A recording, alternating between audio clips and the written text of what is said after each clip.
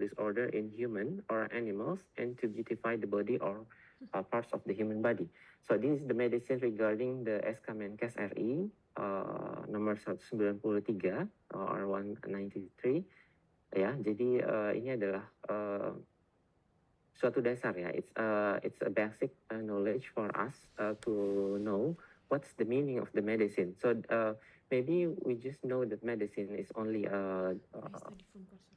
materials that can curing disease ya. Tetapi tidak seperti itu ya. But it's not like that. But it's also using for diagnosis, preventing, reducing, and also as a cosmetics ya. That's why the function of the medicine is actually for prevention, yeah, for diagnosis, for promotion or health promotion, of course, and therapy, and then for rehabilitation, and the last is for the cosmetics, ya. Jadi memang obat di sini ini tidak hanya digunakan dalam pengobatan, tetapi juga digunakan dalam kosmetik. Okay, next is we should also know how to classify the drugs. Yeah, the first maybe the most easiest classification regarding the pharmacological effect. Maybe you already know about some drugs can be classified into antibiotics, yeah, or maybe anti-inflammatory, yeah, or anti-cancer and others, yeah, and etc. Yeah, but besides the pharmacological effects, the drugs also can be classified into the other types. Yeah, the second one is the consistency. For the consistency, we know that there's a drug that is kind of solid form, and also there's a drug that is liquid form, and the last is the semi-solid. Yeah, and yeah, this type of drugs have their own function. Yeah, then beneficial. Why becoming solid, or why becoming a liquid, or why becoming a semi-solid. Yeah, and the last is to facilitate the distribution and control. Yeah, why we should classify the drugs? Yeah, to facilitate distribution and control, because some of the drugs is very unique or special, because some is very apa ya istilahnya? Jadi mudah sekali untuk disalahgunakan. So easy to abuse, ya. Yeah. Why? Because it can make the person or the user becoming independent. Ya, contohnya seperti narkotika. Ya, narcotics it can make the person becoming dependent atau ketergantungan.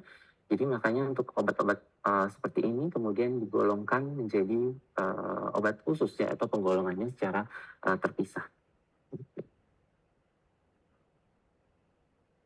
Okay, nah that's why for the narcotics in Indonesia, it means a substance or drug derived from plants or non-plants, both synthetic and semi-synthetics, which can cause decreases or altered consciousness, loss of taste, used to eliminate pain, and can cause dependence.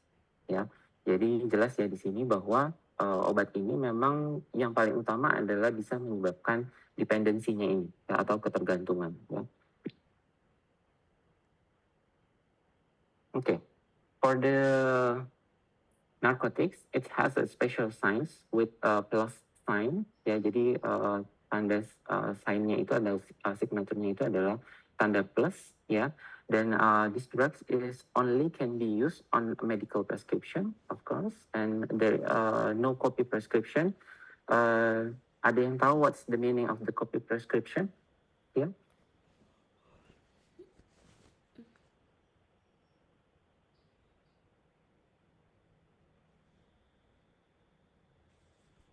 Does there is anyone know what is the meaning of the copy prescription?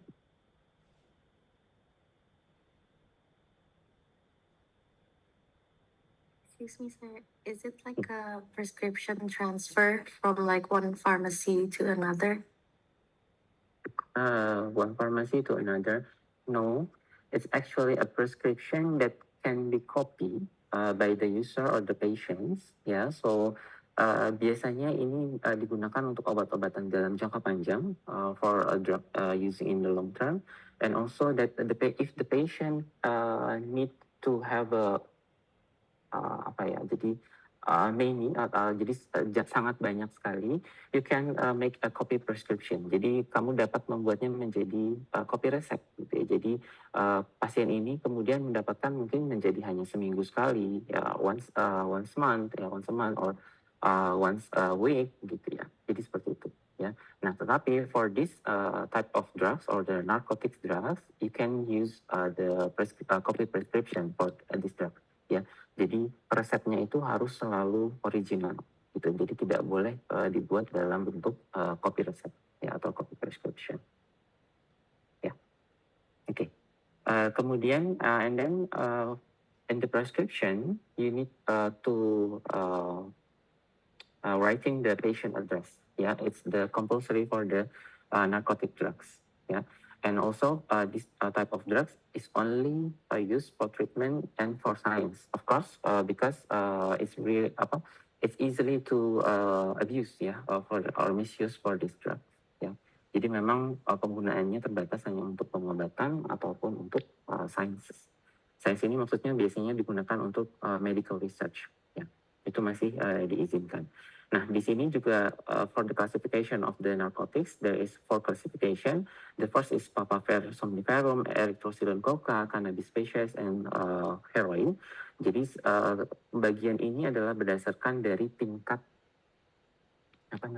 tingkat penggunaannya. Ya, dalam artian the first class is very dangerous or very potent, and jadi it cannot be used for medicine.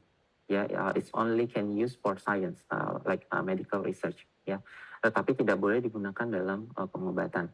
Ya, for the second group, morphinephrine, it can be used for treatment atau untuk pengobatan, tetapi biasanya yang meresepkannya or the person who in charge for the for prescription is actually it should be the specialist, ya, like anestesi, gitu ya, dokter spesialis anestesi itu baru boleh meresepkan or prescribing the second category or the second class ya.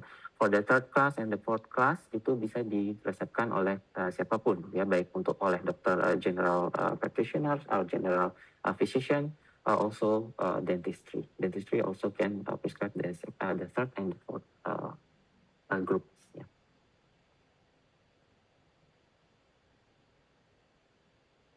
Okay. The next is classification drugs is the hard drugs ya, atau dalam bahasa Indonesia dikenal sebagai obat keras ya, atau potent drugs ya, atau list G ya, list G. List kalau yang tadi narkotik itu adalah list O or O list ya. For the potent or hard drug is a list G or G list ya. It's also need prescription to be used for the patients and cannot be repeated. Yeah, what is mean cannot be repeated? So if the patient already have the recipe and then dia mendapatkan apa istilahnya kopi resep ya, jadi kopi resep kemudian tetapi ketika dia mau menebus kembali menggunakan kopi tersebut maka juga tidak diizinkan begitu ya. Jadi memang cannot be repeated if the user want to buy again ya. Tetapi for the doctor apakah bisa menggunakan resep ulangan ya, boleh saja. Jadi jika menggunakan resep ulang bisa menggunakan atau obat keras ini bisa digunakan menggunakan obat atau resep ulangan. Okay. For the packaging biasanya terdapat tulisan must be prescribed by the doctors ya. Okay. Yang berikutnya adalah for next is the psychotropics ya. Psychotropics ini sebenarnya is actually a kind of potent or hard drug ya. Jadi dia adalah bagian dari obat keras ya. Tetapi obat ini memang sedikit berbeda dibandingkan dengan obat keras lainnya karena the substance can induce psikoaktif properties ya, dan bisa menyebabkan perubahan dari karakteristik ya, atau karakteristik change in mental activity and behavior ya. Jadi memang tingkat bahayanya ini hampir serupa dengan narkotika. but it's much more lesser dependence atau daya ketergantungannya atau dependensinya itu biasanya lebih rendah atau lebih ringan dibandingkan dengan narcotics. Ya, dan memang biasanya obat-obat ini meskipun dia masuk ke dalam daftar obat keras, tetapi ketika dia dijual ke apotik ya, atau kemudian apotik menerima resepnya, itu biasanya dari apotik akan menseleksi ya apakah dan menilai apakah obat ini memang benar-benar diresepkan oleh dokter tersebut gitu ya. Jadi tidak seperti obat keras lainnya di mana ya ketika datang resep langsung diberikan saja, langsung disiapkan. Tetapi untuk psychotropics, it will be selected first with the pharmacist to make is it really come from the doctors that prescribing this drugs, yeah, this kind of drugs. Untuk klasifikasinya hampir serupa. For the classification also similar with the narcotics. There is four groups. The first adalah yang memang tidak boleh digunakan dalam pengobatan. It cannot be used for treatment. The first group. The second, the third, and the fourth is can be used for treatment.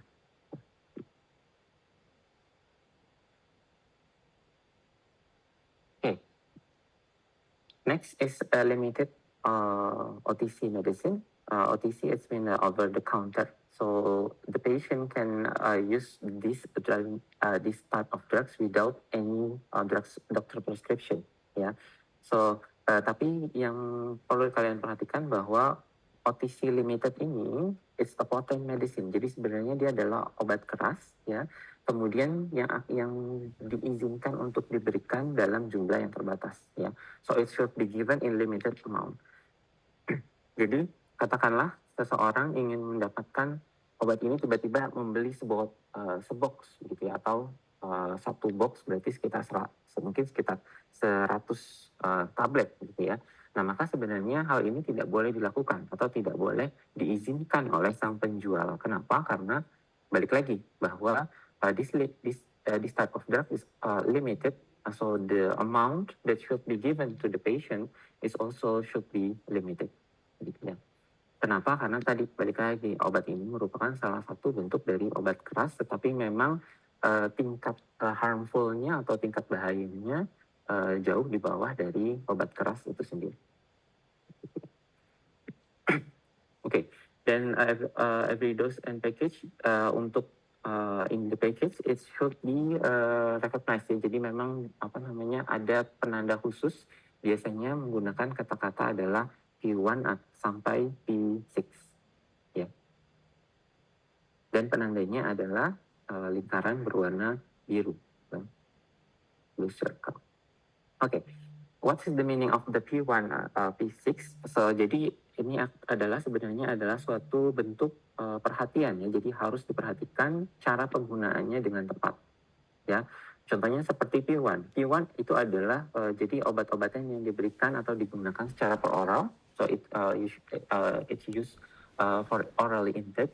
Jadi memang tapi cara penggunaannya harus jelas ya. Contohnya seperti acetaminophen or paracetamol. It's actually a similar name ya. Acetaminophen and paracetamol is actually same. Syrup and tablets or syrup or tablets. Jadi kita tahu bahwa acetaminophen ini one of the side effect is hepatotoxic ya. Jadi ketika dia digunakan dalam jumlah besar, when it's taken dalam jumlah besar, maka akan terjadi efek samping tersebut atau efek toksik tersebut. Jadi memang sehingga penggunaannya ini memang harus berhati-hati ya. Oke, yang berikutnya adalah yang kedua, P2. P2 ini adalah untuk obat-obatan for gargling only. Ya, contohnya seperti gargarisma kan atau seperti povidone iodine gargarisma pada betadine, indobetadine. Ya, dan ada beberapa obat gargle lainnya seperti Listerine dan lain sebagainya. Ya, itu masuknya adalah P2. Jadi dia akan menimbulkan toksisitas. Ya, it can induce toxicity if using by swollen. Ya, Kemudian the third is P3 or P3 is actually hard drugs that only used for the outside of the body. Ya, jadi penggunaannya hanya secara topikal. Ya, contohnya seperti betadine antiseptik, kemudian ada juga salaf sulfahilamid. Ya, okay, and then the fourth is the P4 is hard drugs atau obat keras that only can be burned. Ya, tetapi dewasa ini biasanya penggunaan obat ini sudah hampir tidak ada ya, bahkan sangat terbatas sekali. Kenapa? Karena bahaya dari asap yang ditimbulkannya tersebut. Ya, bisa menyebabkan beberapa beberapa hal yang tidak baik untuk kesehatan. Ya, jadi memang untuk P4 ini the drugs is very limited and maybe you cannot find it in the market or in the drugstore anymore. Yeah. Okay, and the five is the P5. It's actually quite similar with P2. Ya. For P3. Ya, jadi P5 dan P3 ini sebenarnya adalah hampir sama. Ya, jadi hanya saja kalau yang P3 ini benar-benar digunakan untuk outside body. Ya, jadi memang digunakan untuk kulit ya, for the skins. But for the 5 or the P5, it just mentioned cannot be swallowed. Ya, contohnya seperti powder sulfanilamid. Jadi memang biasanya penggunaannya itu adalah untuk di luar or outside the body, but also it can use inside the body, dalam artian adalah di rongga mulut. Tetapi balik lagi tidak boleh ditelan. Ya, jadi itu perbedaan antara P3, that is the difference between the P3 and P5. Ya. And the last is the P6. The P6 is actually a special drugs, ya, so it's only used for the hemorrhoid. Ya, dengan kata lain berarti dia digunakan melalui anal atau rectum, gitu ya. Jadi melalui lubang anal. Jadi tidak boleh ditelan, dengan swallow. Ya, contohnya seperti hemorrhoid suppositories. Okay. The last is the free medicine or OTC drugs. It's actually a drug, obat-obatan yang memang bisa dipakai secara bebas. Ya, jadi memang adalah obat bebas kalau dalam bahasa Indonesia. Dan it's no need for prescription. And the sign is a green circle, ya, with the green circle sign. And it can be freely used. Ya, jadi memang the harmfulness atau the bahayanya atau tingkat bahayanya ini merupakan yang paling rendah atau bahkan bisa dikatakan side effect-nya juga memang hampir tidak ada atau jarang. Ya. Contohnya seperti apa sih untuk what is the example for this kind of medicine? It's actually like vitamins, ya, vitamins and minerals. Jadi memang yang tidak memiliki efek samping apapun atau efek sampingnya itu sangat rendah sekali. Oke. Nah, selain dari pembagian tadi, besides the classification of drugs, sebenarnya ada lagi juga yang perlu kalian ketahui adalah generic and patent medicine. Ya, what is the generic medicine? So, jadi generic medicine ini sebenarnya adalah namanya saja, ya. Jadi suatu nama nama generik, yang biasa kita sebut nama generik, jadi official name stipulated in Indonesian Pharmacopoeia for the beneficial substance they contain, gitu ya. Jadi contohnya seperti di sini adalah acetosal, kemudian for example is like acetosal, chloramphenicol, tetracycline, and erythromycin. It's actually a generic medicine atau a generic name, gitu ya. Nah, sementara patent adalah suatu finished drugs that with a registered trademark in the name of the manufacturer or his attorney. Jadi maksudnya his attorney di sini sebetulnya adalah dikuasakan, gitu ya. Sebagai contoh misalnya suatu PTA manufacturing, jadi suatu PTA menghasilkan atau memproduksi, lalu kemudian dijual, dikuasakan kepada PTB untuk menjualnya, begitu. Nah, PTB ini kemudian yang akan mengeluarkan obat tersebut, gitu ya. Jadi itu maksudnya dari kata-kata ini, for his attorney, ya. Dan sold in the original packaging from the factory that produce it, gitu ya. Jadi kemudian dia akan dijual sesuai dengan packaging originalnya. Nah, contohnya di sini, for example, for the patent drug is like aspirin that yang dikeluarkan oleh Bayer, kemudian ada chemisatin dikeluarkan oleh Carlo Erba, kemudian ada tetrasin yang dikeluarkan oleh Pfizer dan erythrocin yang dikeluarkan oleh PT Abbott. Nah, menurut kalian sendiri, kira-kira apa sih yang perlu kita tulis di dalam resep? Ya, what you should write in the prescription, the generic or the patent name? The generic.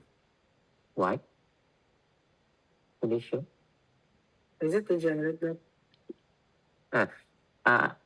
You already choose. Ya, jadi kamu sudah milih generic. Then you should try to make a reason why we should try to writing the generic first, then rather than the patent name. Can I try answer, Doc? Yes, Shakira. I think we pick the generic because generic is like general. We give the Latin name. If we pick patent medicine, different factory would has different name of the drugs that they would produce. Even if the content is the same, but the name could be different. That's right. Ya, Shakira, that's right. Ya, benar sekali seperti yang dikatakan oleh Shakira. Jadi sebenarnya patent ini hanya merujuk untuk satu obat saja. Sementara kalau generik ini bisa merujuk ke berbagai obat dengan nama yang sama. Ya, jadi memang adalah the generic names, gitu ya. Oke, bentar. Ya, tetapi ada suatu kondisi di mana kalian tetap harus berhati-hati ketika meresepkan generic name.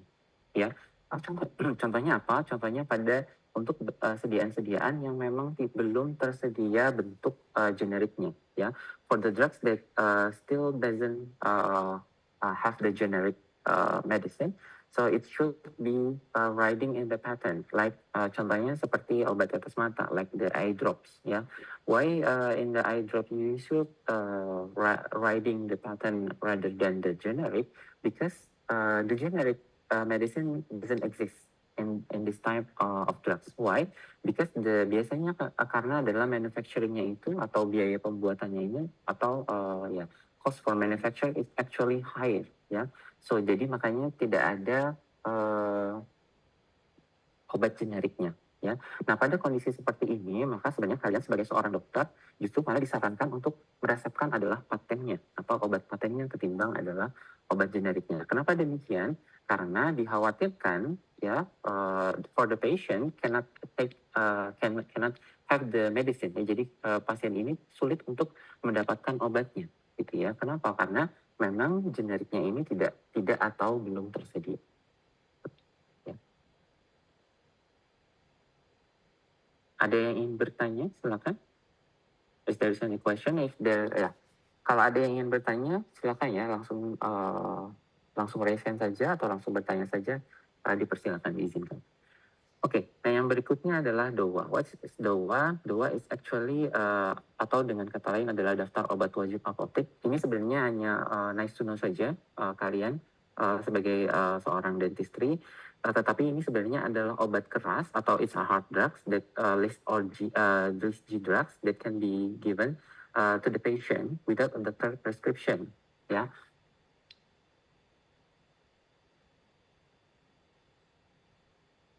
Ya, jadi di sini the one that can give the drugs should be a pharmacist or the chief pharmacist assistant. Ya, jadi ini adalah obat-obatan yang memang hanya boleh diberikan oleh apoteker saja atau asisten apoteker yang ketua, ya, ketua asisten apoteker. Contohnya apa sih di sini? For example, for the DOA is like for the gastrointestinal medicine, like famotidine, ranitidine, it's actually hard drugs ya atau obat keras, tetapi dapat diberikan tanpa resep atau tanpa resep without any prescription, gitu ya. Nah, tetapi tidak seperti obat bebas terbatas ya. Untuk obat DOA ini pemberiannya ini juga sangat-sangat dibatasi. Ya, contohnya seperti untuk famotidine dan ranitidine ini maksimal sekali itu hanya boleh 10 tablet atau 10 kapsul, gitu ya. Nah, bagaimana kalau seandainya tidak terjadi perbaikan ya atau tidak terjadi penyembuhan, maka tidak boleh diberikan kembali ya atau tidak boleh, jadi retreatment ini tidak disarankan. Jadi memang sebaiknya justru adalah ke dokter, gitu. gitu ya, atau baru monitoring ke dokter gitu ya. Oke, dan untuk yang skin medicine di sini contohnya seperti asam fusidat, kemudian ada asam azelaic, ya ini semuanya adalah untuk anti fungi or the infection, fungal infection. Yeah, and then for the musculoskeletal there is allopurinol and natrium diclofenac. Yeah, it's also maximum only 10 tablets for each drugs. I want to ask Yes, really sure. about the previous slide, about diclofenac. Diclofenac is one of the most used medicine for in dentistry. So how do we prescribe it? Because it is to relieve the pain in Yeah. dentistry. Okay, tentu saja, Felicio, you can writing the diclofenac natrium freely, ya. So it's so jadi tidak ada keterbatasan. There is no limitation on how many ya. Jadi dari mulai berapa banyak, kemudian berapa jumlahnya, kemudian berapa harinya atau berapa kekuatan sediaannya, itu bisa you can writing the prescription as you want, gitu ya. Tetapi kalau untuk DOA ini maksudnya adalah ketika seorang apoteker, ya, when the pharmacy try to give the natrium diclofenac, they just can give 10 tablet maximum, gitu ya, Felicia, ya. So this is just for the apoteker, ya, or the pharmacy. But for the dentist, no, not like that. Yeah, you can give, maybe you can give 20 tablets or atau kekuatan sediaannya mungkin yang lebih besar, tidak hanya yang 100, tapi mungkin sampai for 200 milligrams gitu ya. Itu boleh saja. Okay. Is there any other questions?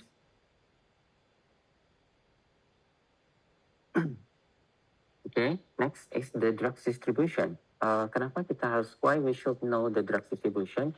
Because the distribution is also important in Indonesia. Jadi kita tidak boleh menjual atau membelikan obat ini secara sembarangan di Indonesia. Ya, contohnya di sini. Jadi untuk drug distribution kita tahu ada 3. Yang pertama adalah PBF, or pharmaceutical wholesaler. Jadi ya nanti akan kita bahas satu persatu. For the pharmaceutical wholesaler ini, they can sell drugs in original packaging factory, and they forbid to store or sell narcotic drugs, and they cannot serve a doctor's prescription. Ya, jadi dia tidak boleh menerima resep dokter, ya. Dan the pharmaceutical wholesaler ini dia dapat menjual G-drugs langsung, atau list G-drug atau obat keras ini langsung ke farmasi atau other PBF, ya. Dan mereka juga tidak boleh atau tidak diizinkan to sell medicine directly to the doctors, of course, ya. Jadi dan sebenarnya yang kategori yang terakhir ini, or the last category, is actually masih terjadi di Indonesia. Jadi masih banyak sekali beberapa PBF yang nakal yang masih menjual obat ini langsung ke dokter, padahal sebenarnya tidak diizinkan oleh pemerintah.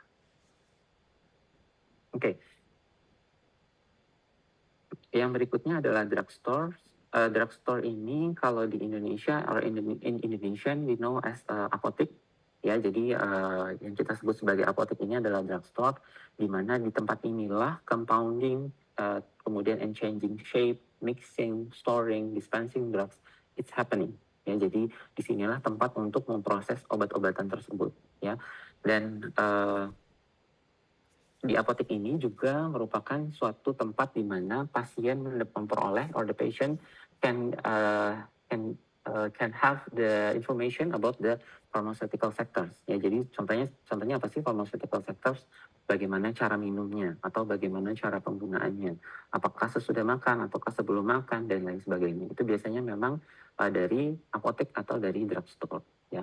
Kemudian dia juga mampu menerima resep dokter, ya. So they can receive a doctor's prescription, and jadi dia bisa melayani resep dari dokter, ya. Dan kemudian yang terakhir, mereka atau di apotek ini juga It can direct service, jadi without a doctor's prescription, ya. Tetapi keterbatasannya tadi hanya untuk OTC drugs, untuk W atau untuk obat golongan W, tetapi masuknya adalah yang ke bagian yang DOWA-nya saja, ya, atau daftar obat wajib apotek saja. Tapi untuk obat keras secara umum tidak boleh digunakan, tidak boleh dijual atau tidak boleh diberikan kepada pasien tanpa resep dari dokter. Ya, apalagi obat golongan narkotika dan psikotropika. Ya. Oke. The last is retailers. Nah, sebenarnya kalau kita berbicara retailers ini, sebenarnya contoh paling nyata atau the most commonly known for the retailers is actually swalayan atau supermarket. Ya, nah untuk swalayan ini they cannot accept doctor's prescription of course, dan they cannot make medicine. Maksudnya make medicine ini adalah mengcompounding, ya, jadi mencampur atau meracik obat itu mereka tidak boleh. Ya, kemudian mereka juga hanya boleh menjual adalah OTC, tentunya OTC, dan juga tidak boleh menjual obat keras jenis apapun.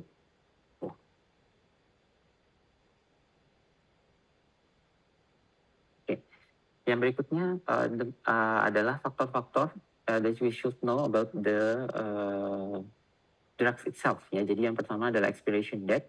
The first is expiration date. Expiration date mungkin you already know it's the date and a time limit where it is cannot be accounted for anymore. Ya, jadi maksudnya adalah di sini batasnya adalah sampai hari itu saja, ya, atau sampai only for date gitu ya. Jadi hanya untuk sampai tanggal itu saja. Ya. Nah, biasanya kapan sih kita mengetahui expiration date atau berdasarkan apa sih expiration date ini? Jadi expiration date is actually depends on temperature and self half-life, ya. Semakin tinggi atau the more higher temperature, the more the fastest the expiration date will occur, gitu ya. And also for the self half-life also like that, the self half-life is actually the time when drugs effectiveness is only half, ya. Jadi kita sebut adalah sebagai tes tengah atau waktu paruh, gitu ya. Jadi jumlah dari obatnya ini, jadi jumlah obat ini akan berkurang separuhnya, gitu. Nah, tetapi untuk expiration date sebenarnya kita bukan menggunakan tes tengah. Tes tengah ini hanya sebagai acuan saja. Sebenarnya yang kita gunakan sebenarnya adalah T90.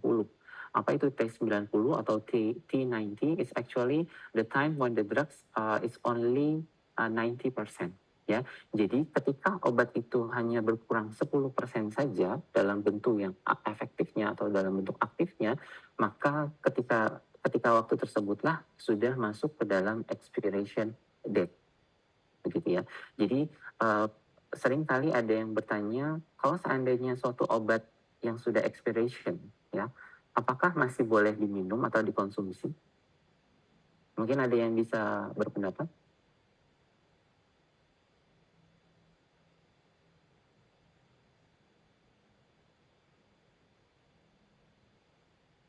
When the drugs is meet the expiration date, can it be still be consumed by the patient or by the users?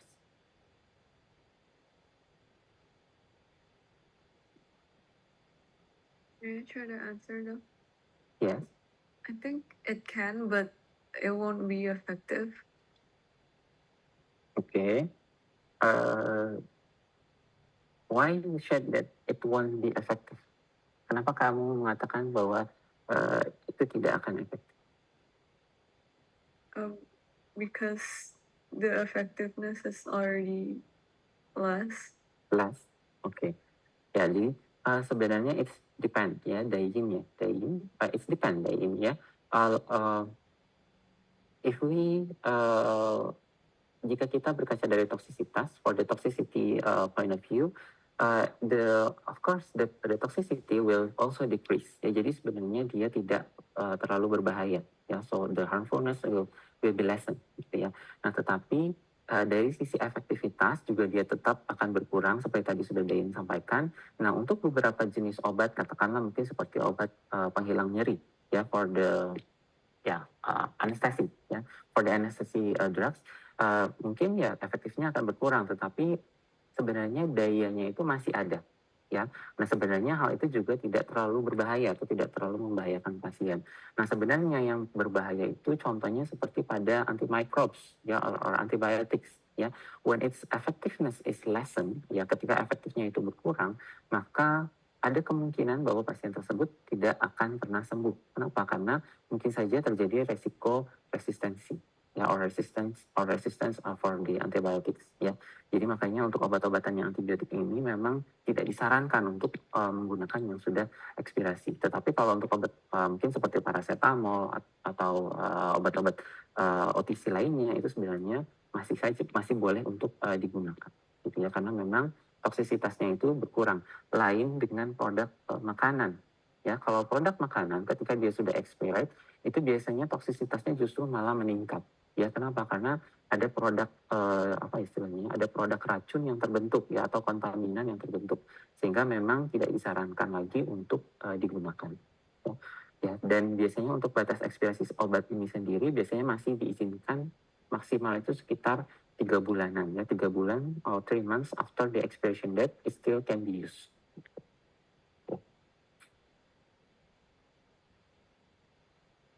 Oke. Oke. Faktor-faktor lain atau the another factors that you should be known is time of giving medicine ya. Jadi kapan sih waktu pemberian obatnya? Of course before eat, after eat, or currently eat, or night or before sleep, or every hours like tetes mata or eye drops like eye drop. It should some of the eye drops it should be used every hours ya. Nah, bagaimana sih cara penulisannya? How to write in the prescription ya? For the before eats, you can use AC or antiquinum. For the after eats, you can use PC or postquinum. Yeah, or currently eat, we can use a DC or durantiquinum for night or before sleep, AN or antenoctam. And for the every hours is O1H atau OH ya, it mean omnivora atau every hours ya. Dan ada beberapa obat lain seperti twice a week gitu ya, contohnya seperti obat TBC yang digunakan twice a week atau 3 kali sehari atau 3 kali seminggu atau 2 kali seminggu, itu biasanya menggunakan bahasa Indonesia. Jadi memang hanya ditulis saja, jadi karena tidak ada bahasa Latin yang menyamai gitu ya. Oke. Nah, yang berikutnya adalah how to give the medicine ya. For the how to give the medicine, we know that there is two kind of drugs ya. The first is the systemic effect ya. It will have a systemic effect. Contohnya seperti apa? It's drugs that used by orally, sublingually, injection, skin, but only transdermal drug or dosage form gitu ya. Nah, semua obat ini memiliki efek sistemik, berarti menyeluruh ya. Jadi it will give the systemic effect that impact the whole of the body gitu ya. Nah, the second one is the local effect ya. So it's only in the local place only gitu ya.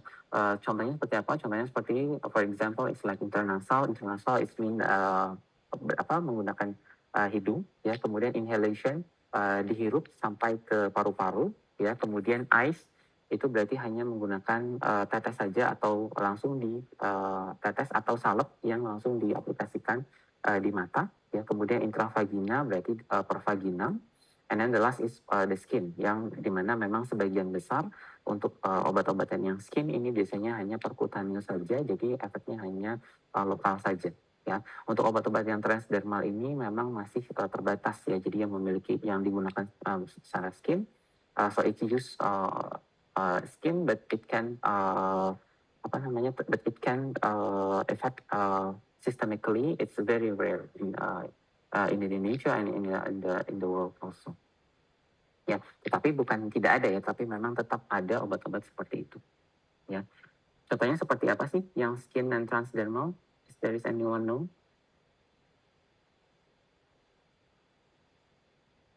So it used in the skin, but it can affect the whole of the body. Is there anyone know? For example, Transdermal patch. transdermal patch. Yes. What usually it's used? It's for To help sleep. to help sleep, okay. Ya, to help sleep bisa, also ada ya. Jadi memang help sleep ada, tetapi yang paling sering or the most commonly used is actually reproductive.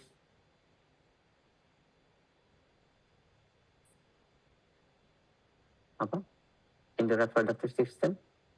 KB ya, Bang. Ya, tuh KB. Ya. Jadi patch KB itu biasanya memang ada beberapa yang ditempelkan di bagian lengan atas ya, di sekitar lengan atas. Dan efeknya tentunya adalah sistemik. Oke. Oke, for the kita akan membahas satu persatu. The first is the oral medicine. The oral medicine, of course, is the medicine that should be taken orally, and the advantage is that it's easy to use. Yeah, so the patient itself can use mandiri ya. Jadi dia dapat menggunakannya secara mandiri, or the patient or the user, and it's very safe ya, dibandingkan yang lain ya tentunya. Kemudian yang terakhir adalah it's economical. Ya, jadi yang paling murah dibandingkan juga dengan sediaan yang lain. Tetapi what is the disadvantage? Yang pertama adalah some of the medicine can stimulate the gastric mucus and inducing the emesis system ya, atau muntah gitu ya. Kemudian yang berikutnya adalah the medicine and plus food, it can make complex that or and it will be difficult to absorb ya. Ini contohnya mungkin seperti obat-obatan yang bereaksi dengan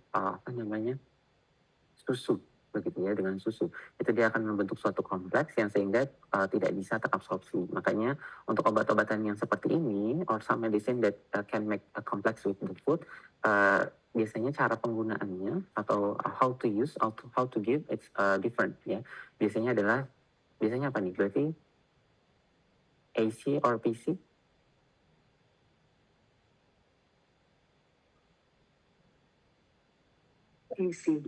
AC, betul ya, AC ya. Jadi harus AC. I found this web for AC or PC. Check it out. Kenapa ini tiba-tiba muncul? Oke. Oke, jadi ya benar ya. Jadi adalah AC. Kemudian pass portal system, it's pass portal system. Ya, jadi it will become metabolized, ya, metabolized by the in the HEPA, ya, and it will occur in biotransformation. And sebenarnya ini bisa dua ya, tapi sebagian besar obat akan mengalami inaktivasi ya, tetapi sebagian obat juga yang kita kenal sebagai prodrugs ya, ketika dia mengalami biotransformasi di vena porta hepatica, itu biasanya bukan mengalami inaktivasi, justru malah mengalami activation ya for the product ya. Contohnya seperti apa sih? Contohnya seperti bromhexin ya. Bromhexin ini ketika dia diingesti atau ketika dia ditelan or taken orally, it will get to the HEPA through the pass portal system and will be activated ya, becoming ambroxol. Ya. Oke, yang berikutnya adalah it only can be used for a conscious persons, of course ya. Jadi ini hanya bisa digunakan untuk pasien yang sadar. Kenapa? Karena oral medicine ini harus ada respon menelan ya. Ketika pasien tersebut tidak bisa menelan atau dalam kondisi di mana dia tidak sadar, maka obat ini juga tidak boleh diberikan ya. Jadi biasanya kita harus gunakan jalur lain ya. Contohnya kalau pada pasien kejang demam ya, for the seizures, fever seizures in a child ya, we can use suppository or rectal ya. Atau kalau misalnya untuk di unit gawat darurat, biasanya bisa menggunakan jalur yang lain, yaitu adalah parenteral medicine gitu ya, atau yang diberikan secara injection ya. Dan yang terakhir, disadvantage yang terakhir adalah need time to induce effect ya. Kita need time ini, jadi dalam obat kita mengenal ada dua, yaitu adalah onset dan durasi. Apa itu onset dan durasi? Kita pelajari dulu durasi. Durasi itu adalah lama kerja obat ya. Jadi seberapa lama dia bekerja itu kita kenal sebagai duration ya.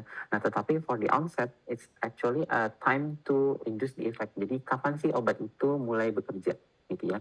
Nah, untuk obat-obatan yang oral ini biasanya onsetnya ini sangat lambat atau sangat lama sekali Ya, berbeda dengan obat-obatan lainnya seperti sublingual atau seperti injeksi, itu biasanya onsetnya sangat cepat, gitu ya. Ya, ini ada this is the example of the oral dosage form, but one is false. Ya, jadi ada satu yang salah. Ya, which one? Do you know? The injectable. Yes, of course, ya. The injectable solution is the apa namanya, the medicine that cannot be given by oral. It should be injectable, of course. Oke, nah untuk oral ini jadi obat-obatnya ini bervariasi sekali ya, mulai dari tablets, capsules, powders, and oral solution. Ya, contohnya powders ini memang mungkin apa? You know that powders maybe like ya, mungkin saya bertanya, mungkin kalau dalam powder, kalau dalam pikiran kalian itu yang apa yang terlintas? What's powders in your obat powder seperti apa sih? What kind of powder drugs that terbesit dalam kepala kalian atau dalam pikiran kalian? Aladin, Dok. Ya, benar kan? Ya, jadi powder ini memang biasanya kita mengenalnya ini adalah obat luar ya, atau topical drugs. So it cannot be used as oral drug dosage form. Tetapi ada beberapa sediaan powders can be used as oral dosage form. Contohnya seperti puyer. Ya, seperti puyer ya. Untuk puyer tentu adalah kita mengambil adalah sebagai obat oral dosage form. Ya. Kalau puyer bahasa Inggrisnya apa ya? Ada yang tahu nggak ya? Saya agak bingung. Puyer. Ya. Ya, jadi ya mungkin kita sebut saja adalah powder oral dosage form gitu ya. Puyer. Oke. Nah, ini it's also the example for the liquid oral dosage form. There's so many types of liquid oral dosage form. Contohnya seperti di sini adalah yang pertama adalah oral drops. Ya, oral drops is usually used for child lesser than jadi untuk bayi ya, untuk bayi dan balita lesser than 5 years old gitu ya biasanya. Nah, sementara kalau untuk di atas 5 years old bisa menggunakan sirup. Yeah, or more than 5 years old, we can use syrup dosage form. And also there is emulsion. What is the emulsion? Is actually difference between the syrup and emulsion. Emulsion is emulsion ya, jadi minyak di dalam or oil in water gitu ya. Contohnya seperti di sini adalah kurkuma plus ya, atau apa ya, emulsi minyak ikan begitu ya, emulsi minyak ikan ya. Kemudian yang terakhir itu adalah suspension. Suspension ini adalah solid in liquid. Jadi dia masih terdispersi merata solidnya ini. Jadi harus biasanya penandanya itu ada penanda khusus for the suspension. Itu adalah harus dikocok terlebih dahulu. Contohnya seperti apa sih? Contohnya di sini adalah antasida.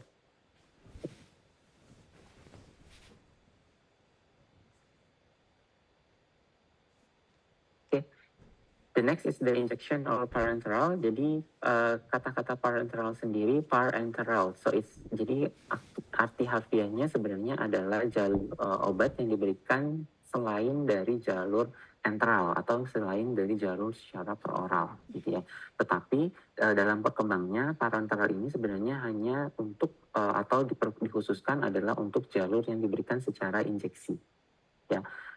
Injeksi. Oke. Nah, kemudian apa sih keuntungannya? Yang pertama, it's quick effect. It has a quick effect. Kemudian it's for drugs that stimulate or damage gastric juice. Ya. It's also for drugs that are not absorbed by the intestine. Sebagai contoh adalah streptomycin. Jadi streptomycin ini memiliki gugus molekul yang sangat besar sekali sehingga tidak bisa, it cannot be absorbed by the intestine. So it should be only used just by injection or through injection or parenteral system. Yeah. And it also can be used for unconscious patients. Ya, ini it's already mentioned before. Ya, jadi when the patient is unconscious, jadi pilihannya biasanya hanya dua. Yang pertama adalah injeksi atau parenteral, yang kedua adalah suppositoria atau rektal. Ya. And what is the disadvantage? Because it's need to special manufacturing, so it's much more expensive than the oral drug dosage form, and also it may induce painful, of course. Yeah, and it cannot be used alone. What is the meaning of it cannot be used alone? Some of the drugs may cannot be used alone. Contohnya nanti akan kita lihat ada beberapa obat yang membutuhkan sediaan obat yang lain ya untuk bisa digunakan ya. Yang paling sering atau membutuhkan alat bantu lain ya agar bisa digunakan. Tidak seperti obat oral ya di mana ya kita hanya membutuhkan air minimal ya untuk bisa mengkonsumsinya atau menggunakannya. Gitu ya. And the last is it's most invasive of danger of infection. Ya. Nah, ini adalah contoh obat parenteral. Contohnya adalah ampul. For the example, is lidocaine HCl2% is the ampul. Ya, and then there is a vials. Ya, di sini contohnya ada penicillin dan ada streptomycin in the vials. And there is also infusion or we say it as a cough. Ya, cough for infusion. Contohnya seperti levofloxacin dan NaCl 0,9%. Ya, 0,9% sodium. Natrium sodium ya. Natrium chloride. Sodium chloride. Oke, nah di sini bagaimana nih? Menurut kalian kira-kira berarti terkait dengan it cannot be used without something, ya? Apa berarti yang dibutuhkan dalam obat-obatan ini? What is needed for this drug, this type of drugs that can be used for the patient?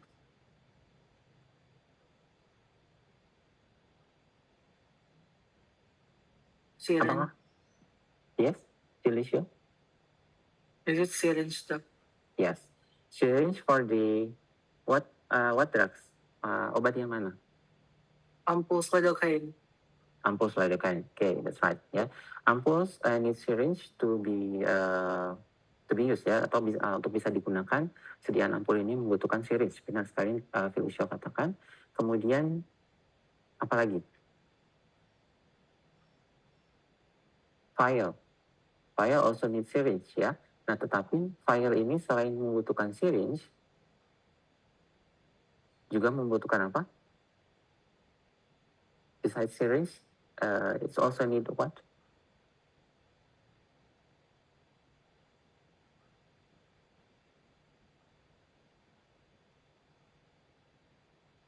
It's also need water.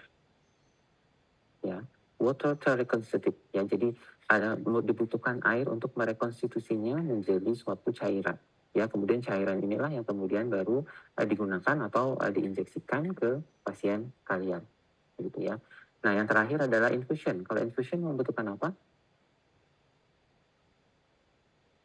Jelas bukan syringe ya. What kind of infusion it was? We know it's infusion set. Ya, atau infus set. Ya, jadi itu adalah suatu set di mana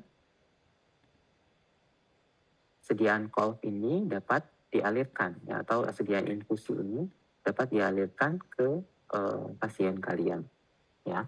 Nah, selain infus set biasanya juga membutuhkan ada tambahan lain adalah catheter ya, IV catheter ya, it's also needed. Oke.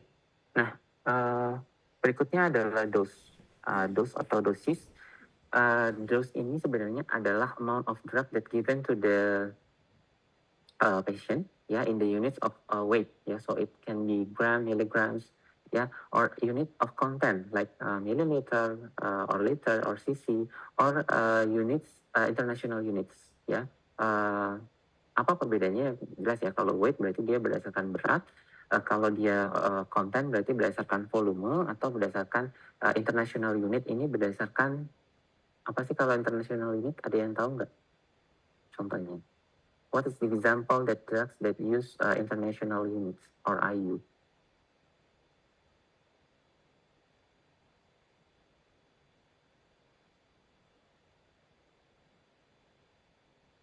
Belum tahu?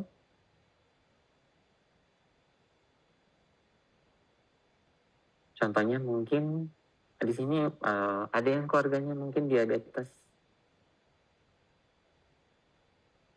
Ada enggak? Is there anyone in this groups have a family or relative that have a diabetes? Is it insulin, Dok? Yes, ya, insulin. Ya, jadi IU ini biasanya adalah the capacity of that insulin, of this type of insulin that can apa namanya, menetralisir glukosa, gitu ya. Jadi berdasarkan aktivitas atau kapasitasnya using international units, gitu ya. Oke, nah ya. Secara umum, jadi dosis ini biasanya adalah number of drugs that have therapeutic effect in adults, begitu ya. Nah, meskipun kenapa kita sebut sebagai adult, karena ini adalah dosis-dosis yang memang berlaku di adult, ya. Mulai dari usual dose, therapeutic dose, maximum dose, toxic dose, and lethal dose. Ya, biasanya memang diperuntukkan adalah untuk di adult, ya. Usual dose, what is the meaning of the usual dose? Kalau dalam bahasa Indonesia ini kita kenal sebagai dosis lazim. Apa itu dosis lazim? Jadi sebenarnya adalah dosis usual that use ya to treat the patients, gitu ya. Contohnya apa sih? Contohnya seperti mungkin amoxicillin 500 mg, ya. Amoxicillin tablet 500 mg itu adalah usual dose. Berarti untuk pasien dewasa biasanya memang kita berikan adalah usual dose-nya adalah 500 mg.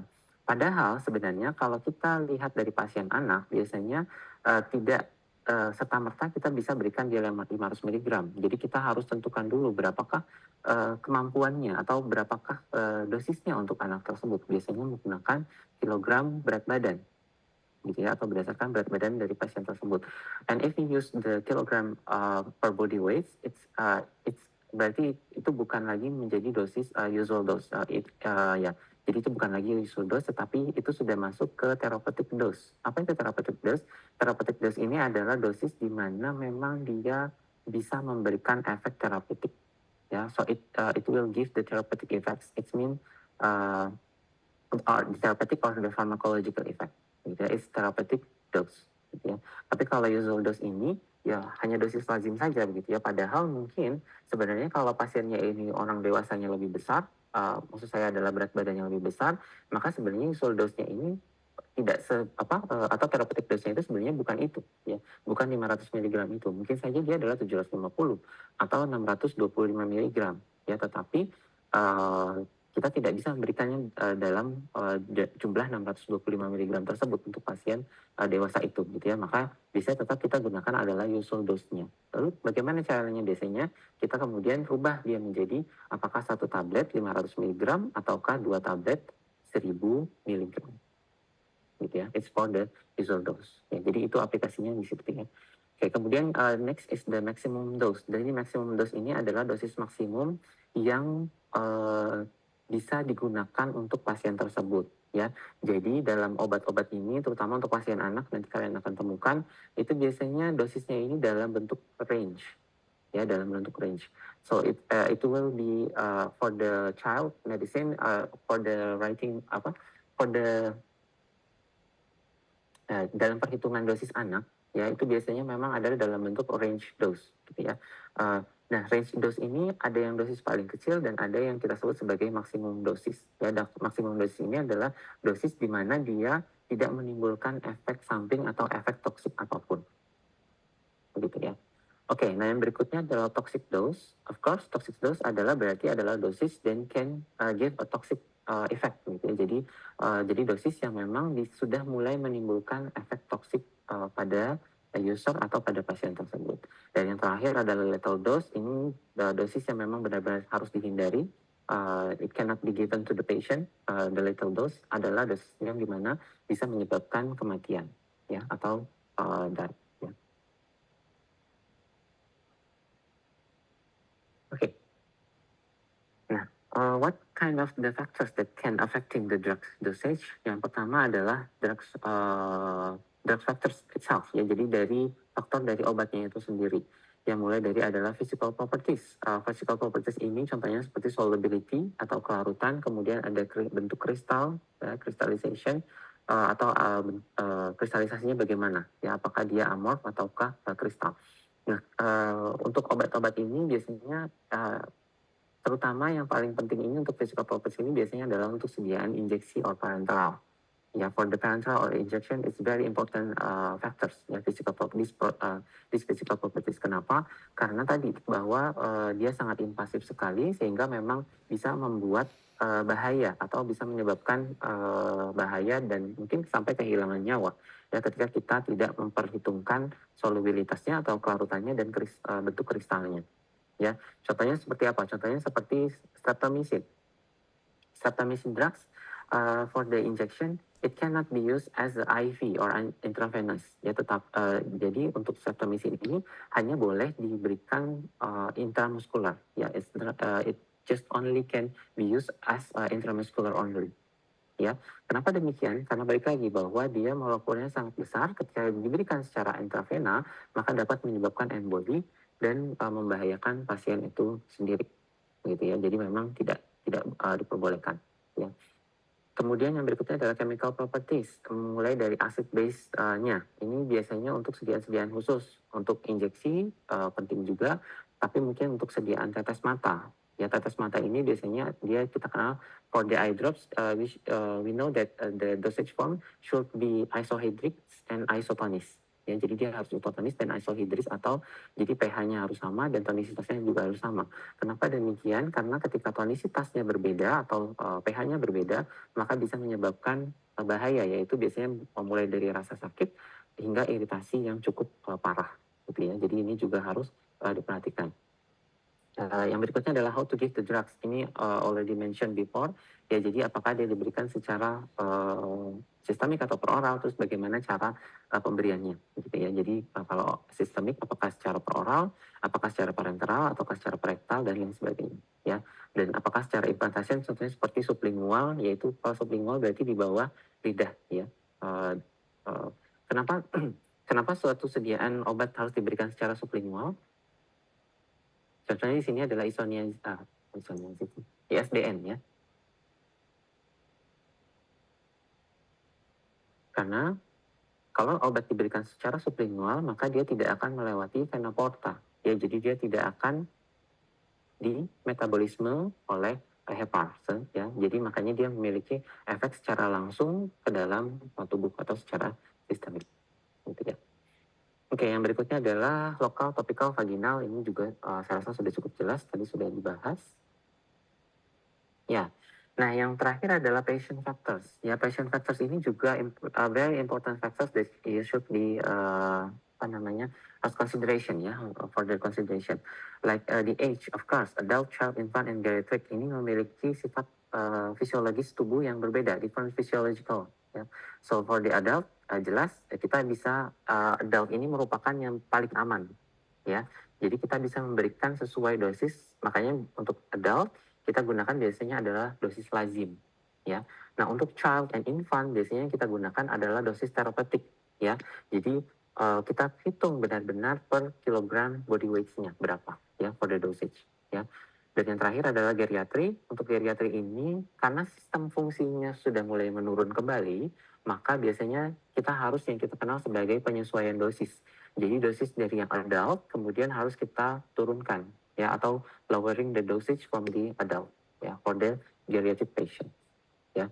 Kemudian yang berikutnya adalah body weight. Body weight ini terutama penting balik lagi adalah untuk pasien anak, ya. Kemudian seks, terutama for the sexual hormone, it's also important ya, terutama ya mungkin untuk obat-obat seperti tadi yang pil KB, ya.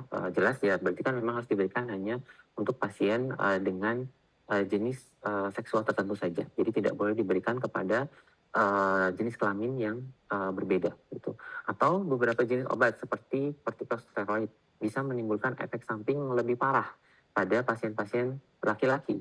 Sementara kalau di pasien yang wanita biasanya efek sampingnya is more pleasant in the women rather than in the men ya, for the corticosteroid. Contohnya seperti apa sih? Contohnya seperti dexamethasone ya, biasanya bisa menyebabkan ginekomastia pada pasien-pasien laki-laki gitu ya. Jadi sehingga memang tidak disarankan untuk diberikan gitu. Ya, kemudian race. Ini terkait juga dengan metabolism ya. Jadi beberapa race tertentu memiliki metabolism is slower or faster gitu ya.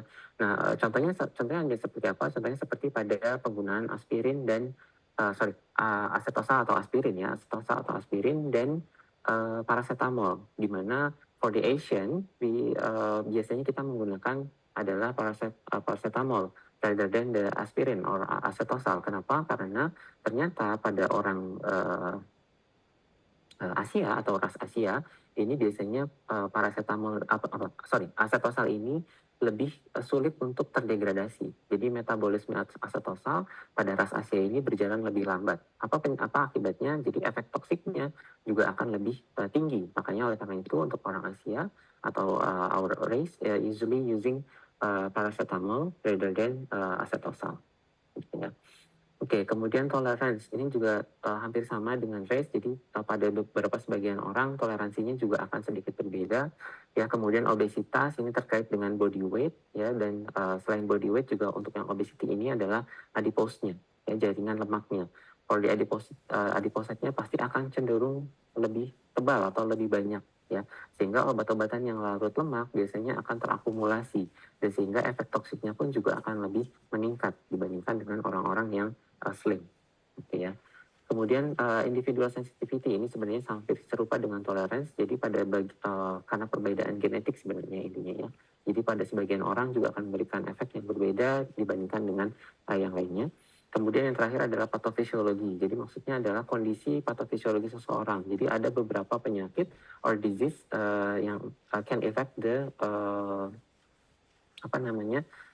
absorption obat atau metabolisme obat gitu ya. Contohnya seperti apa? Contohnya seperti pada pasien gagal jantung atau gagal liver atau ada di bagian gastrointestinal. Jadi dia mengalami less absorption. Ya. Oke. Next is ini adalah bagian tambahan saja. Jadi sebenarnya ini bisa dikatakan sebagai bagaimana sih cara kita menghitung dosis yang benar ya. Kalau untuk obat-obat seperti tablet mudah ya, jadi langsung saja digunakan adalah satu tablet atau kapsul ya, atau kalau misalnya tadi puyer langsung saja satu puyer ya. Kemudian, nah tetapi kalau untuk liquid drugs itu memang tidak semudah sediaan padat tersebut ya. Nah kalau untuk for oral liquid drugs kita bisa menggunakan sediaan takarannya itu bisa bermacam-macam ya, mulai dari sendok besar atau tablespoon, kemudian ada sendok kecil atau teaspoon, dan ada cochlear original atau sendok pabrik ya. Nah, yang kita kita sarankan untuk digunakan ya, atau we suggesting that we should use itu adalah yang sendok pabrik atau cochlear original.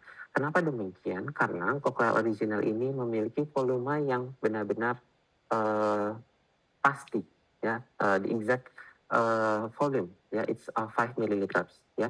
Sementara kalau untuk tablespoon it has a range ya between 10 to 21 milliliters ya. For the porridge spoon is 12 until 28 milliliters, and for the teaspoons also has a range from 1.4 until 3.5 milliliters ya. Jadi makanya karena ada range ini, maka otomatis dosis yang akan diberikan kepada pasien tersebut juga akan tidak jelas gitu ya. Jadi makanya harus kita sarankan menggunakan adalah sendok pabrik atau cochlear original. Oke. The last is dropper ya. Kalau dropper ini memang secara umum standar dropper itu adalah 1 gram distilled water itu setara dengan 1 mililiter dan setara dengan 20 tetes pada suhu 25 derajat Celcius ya. Tetapi nanti kalian akan pelajari sebenarnya kalau untuk sediaan infus nanti ada sediaan infus yang berbeda-beda ya. Jadi ada infus set, adult infus set or ada child infus set.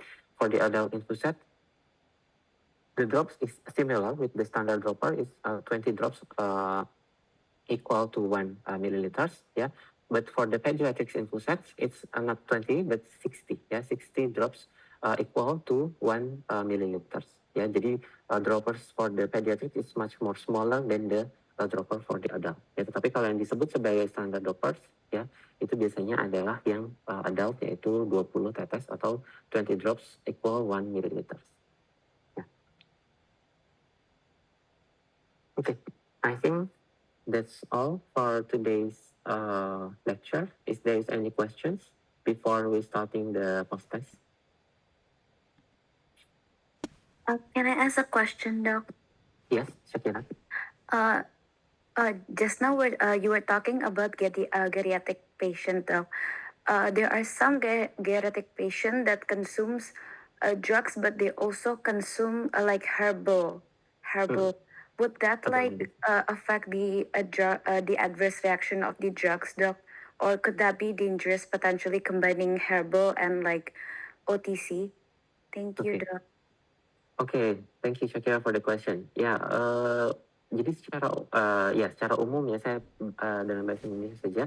Secara umum ketika kita menggunakan herbal drugs with the conventional drugs, we said conventional drugs, ya biasanya efeknya ini memang harus yang sinergis. Ya, it should be a synergis effect. Maksudnya apa? Jadi maksudnya adalah ketika kita menggunakan herbal drugs, berarti memang ada bagian-bagian yang tidak atau belum apa istilahnya, belum diambil atau belum diberikan oleh conventional drugs, ya, atau obat-obat obat-obat biasa. Gitu ya. Contohnya seperti apa? Contohnya misalnya seperti captopril mungkin ya pada penderita hipertensi gitu ya. Captopril ini digunakan sebagai anti hipertensi, jadi untuk menurunkan tekanan darah. Nah, tetapi pada pasien ini biasanya efek samping dari captopril itu adalah batuk. Ya. Nah, bagaimana kalau pasien ini kemudian menggunakan obat-obat herbal yang bisa mengurangi batuk tersebut? Ya, maka hal tersebut sangat boleh sekali dilakukan. Ya, jadi fungsi dari herbal ini adalah untuk menguatkan dari obat konvensionalnya, begitu ya. Nah, lain halnya kalau seandainya obatnya ini memiliki efek yang sama. Contohnya, dia sudah minum obat obat antihipertensi, tapi kemudian dia menggunakan lagi obat herbal-herbal yang juga memiliki efek antihipertensi. Nah, bukannya ini tidak boleh, tetapi otomatis berarti efek toksiknya itu atau toksisitas efeknya itu justru juga akan meningkat, begitu ya saya kira ya.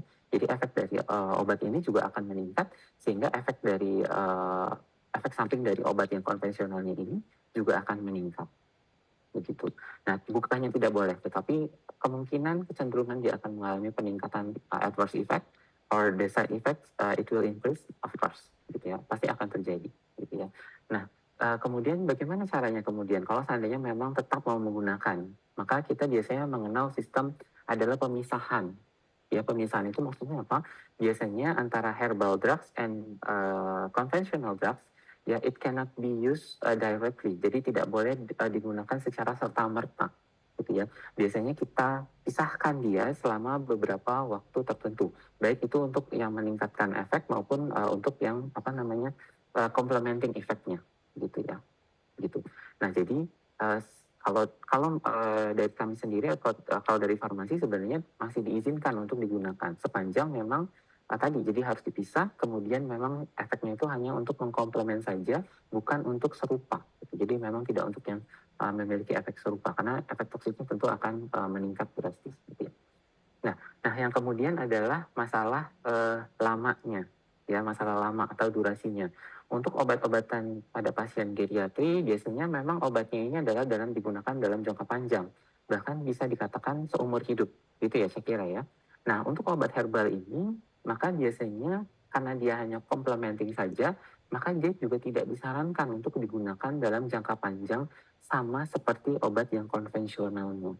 Ya, jadi dia tidak boleh setiap hari terus diminum, terus diminum, itu juga tidak disarankan. Kenapa? Karena balik lagi, ketika digunakan dia dalam jumlah besar, kemudian dalam jangka panjang, maka si herbal drug ini bisa menyebabkan justru penurunan kualitas ginjal, gitu ya, atau justru malah menyebabkan toksisitas di hati atau hepar, gitu ya. Jadi memang biasanya harus dibatasi penggunaannya, begitu. Jadi balik lagi ya saya kira ya. Jadi sebenarnya bukannya tidak boleh, tetapi penggunaannya harus berhati-hati.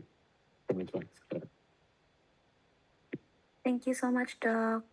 Ya, you're welcome, Shakira. If there is any other questions, apa ada pertanyaan lain?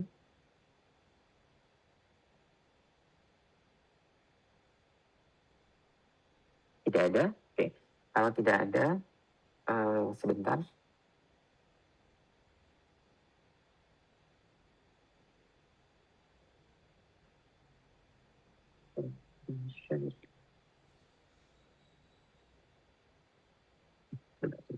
Belum dibuka.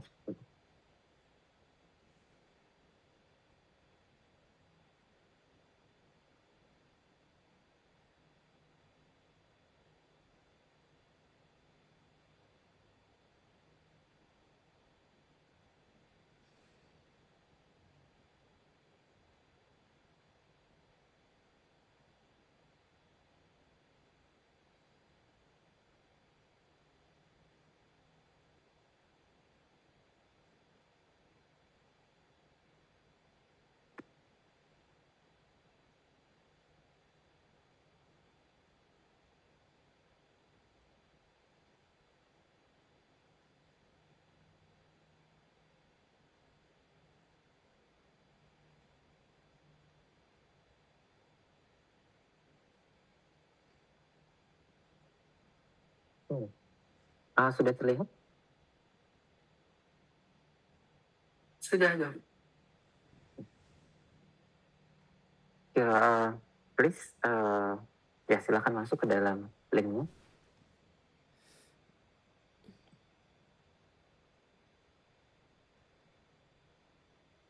This post test only consists of 6 true false question and 4 multiple choice questions.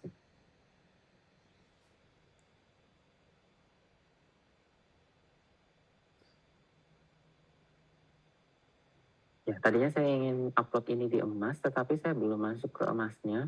Jadi mungkin untuk yang khusus untuk yang this week ya, will be coming post test rather than a quiz.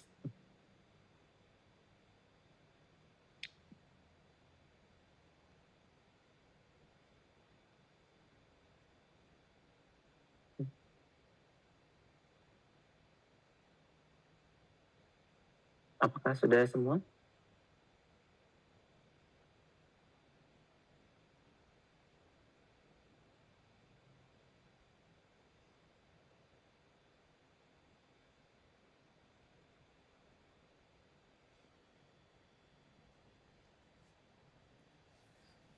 Bisa kita mulai mungkin berikan reaction. Ada yang berikan reaction kalau ada yang mengalami kendala.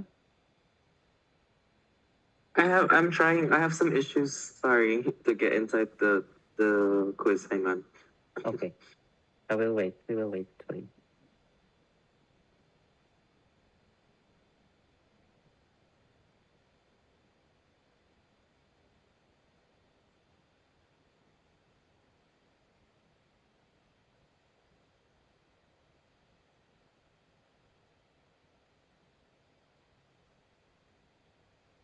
You can use your handphone, yeah, for this quiz.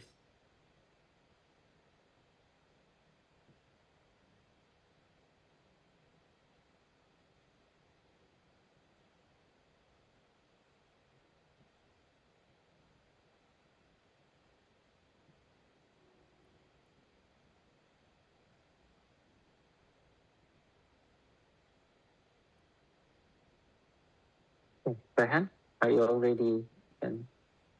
No, not yet. It's still not working. Okay.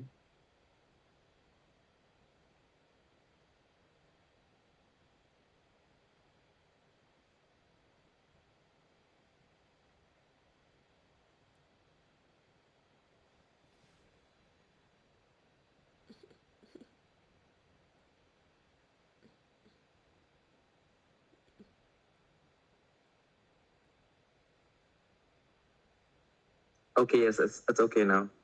Okay. If there's anyone that's still in trouble? No? Can we start the quiz now? Maybe you can give reaction.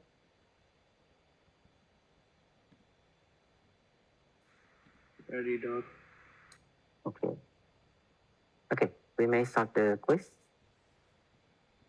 Okay, the first question. Medicine, according to the SK Menkes RI number 193, is a material intended also to beautify the body or parts of the human body. True or false?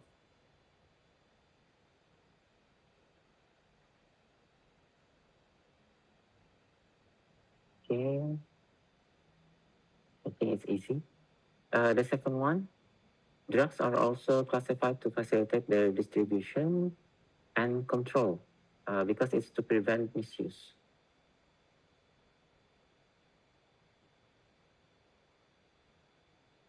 True or false?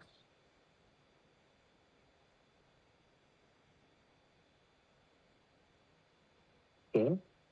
The third questions, apart from using generic names, we can also prescribe drugs with patent names.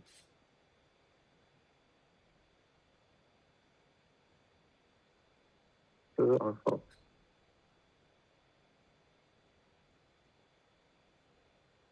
Okay, number 4, it's a multiple choice questions, which is not a generic names, acetosol, aspirin, paracetamol, erythromycin, codeine Hassel.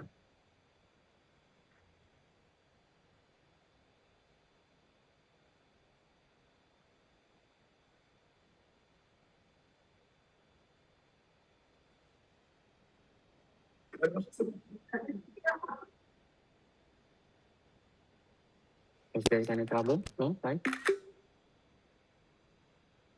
Okay, number 5. Standard dropper has a volume of 1 milliliter equivalent to blah blah blah drops 15, 20, 30, 40, or 60. I think it's also easy. Okay, we may continue. Number 6, which is not included in oral dosage form. A, B, C, D, E.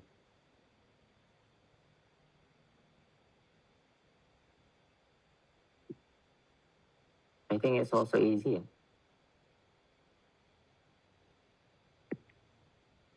Okay, can we continue for the number 7? True or false questions. One of the drugs that has a systemic effect is the sublingual drugs dosage form. Or is sublingual dosage form is a drug that has a systemic effect.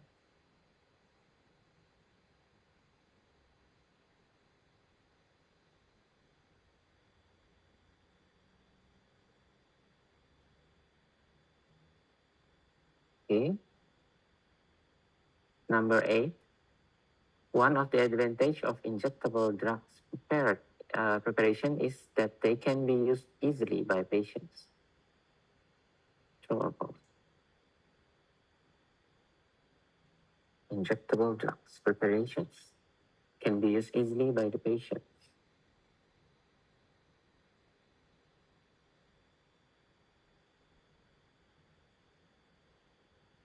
Okay, number 9. Therapeutic dose is the usual or commonly used dose of a drug.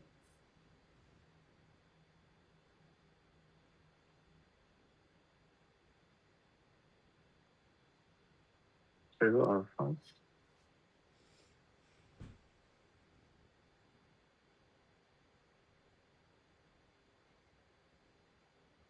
Okay. The last questions, multiple choice questions. What is the abbreviation for before meal in prescribing medication? PC, BC, AC, AN, or OM?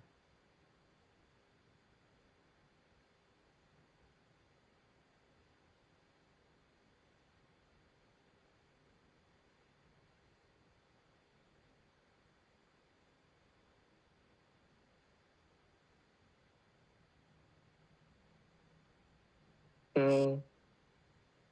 Thank you very much for your participation. Is there any questions?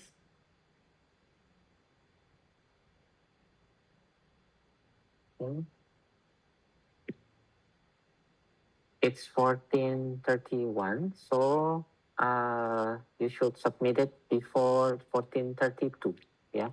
I will not accept any others submission after 1432. Ya. Apakah ini perlu dibahas atau tidak perlu dibahas? Saya rasa sih tidak perlu ya, karena Can you go over just in case? ya.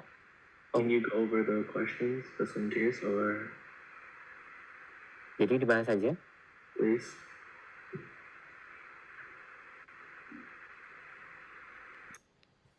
Rollover ini maksudnya dibahas kan ya maksudnya? Boleh dibahas kan nggak? Boleh. Oke, baik kita bahas saja ya. Tapi ini sudah semua ya, sudah semua submit ya. 1432 sudah habis waktunya. Udah oke. Boleh kita bahas.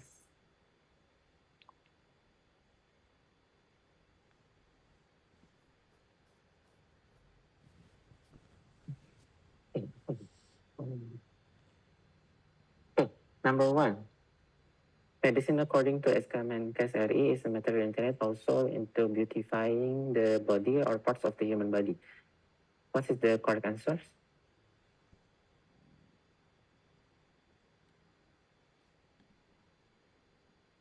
I Is think it true, Doc?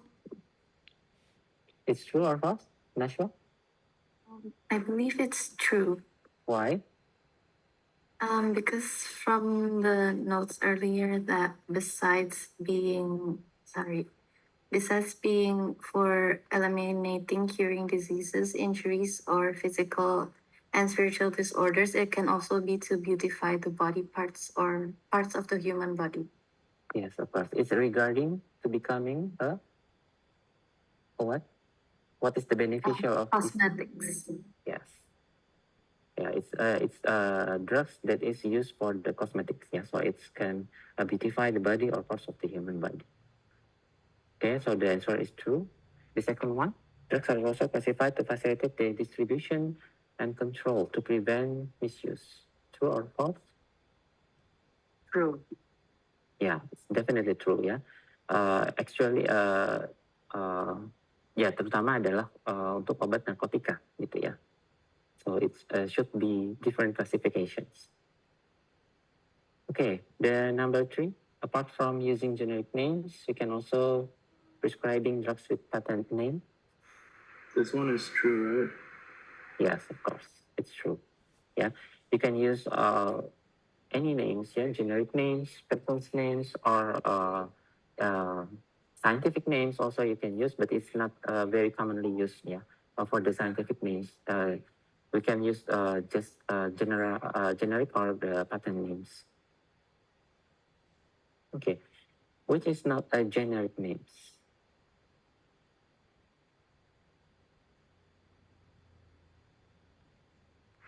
Is this aspirin? That's Yes, not of course. Yes, yeah. So aspirin is actually patent names, yeah. Patent names for the acetosal. Yeah. Okay. Number 5, standard dropper has a volume of 1 milliliter equivalent to blah blah blah drops. This is 20 drops, right? Yes, it's 20. Yeah, it's true. 20. Okay, number 6, which is not included in the oral dosage form. It's also easy. Yeah, it's injectable solution. Yes, cause or E. Okay, the 7th, one of the drugs that has a systemic effect is the sublingual dosage form. This is the sublingual dosage form is the one of the drug that used for the systemic effect.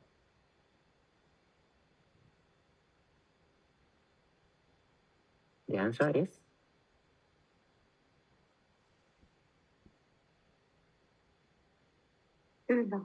False. true. No, the answer is true. Yeah, because in sublingual, yeah, it will absorb through the capillaries. Yeah, di bawah lidah ya, sublingual. So it will absorb in the capillary and entering the systemic effect. Yeah, so the answer is true, not false. Yeah. Okay, number 8, one of the advantage of injectable drug preparation is that they can be used easily by the patients. What's the correct That's right. Yeah, Malachi? Is this false? Why? Forgot, but it's not a good idea for patients to use a needle by themselves. And who the one in charge that you should use or do the injectable drugs to the patient? Should be the doctor or the nurse. Yes, of course. Yeah. So the answer is false. Okay, the number 9, therapeutic dose is the usually or commonly used dosage. False, Doc. Why? We normally use this is normally used for children. For adult, we use dosislazim. Yes, atau or usual dose ya, bukan therapeutic dose. Tuh. Okay, the last. What is the abbreviation for before meal? In AC. AC. AC or ante quenam. Okay, I hope you get the good scoring for this first post test ya. Dan ya jangan berkecil hati, mungkin nanti akan ada perbaikan lagi di post test selanjutnya begitu ya. Oke, ada yang is there anyone the last question maybe? No? It's already clear? Okay, it's already clear. Okay, see you again for the next week ya. Assalamualaikum warahmatullahi wabarakatuh. Good afternoon. Thank you, Doc. Thank you, Doc. Okay, thank you, Doc. Yeah, you're welcome. Doc.